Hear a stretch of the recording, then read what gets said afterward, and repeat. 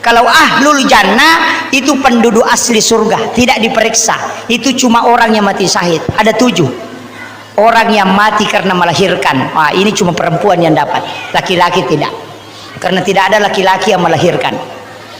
Makanya mati syahid yang melahirkan ini hanya perempuan. Tapi kalau berzina Pak Ustaz, kemudian melahirkan, kemudian meninggal, apakah mati syahid? Orang yang berzina kemudian melahirkan itu tidak sakit, karena Nabi sudah berdoa, hilangkan rasa sakitnya ketika dia berzina kemudian melahirkan, angkat rasa sakitnya, karena sakitnya orang yang melahirkan itu adalah jihad yang menghapuskan semua dosa-dosanya.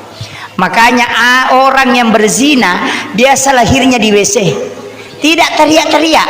Yang normal teriak-teriak, wih, sampai satu kamar dengar itu. Kalau berzina itu diam-diam lahir di WC. Kenapa? Allah angkat sakitnya karena tidak ada penghapusan dosa baginya.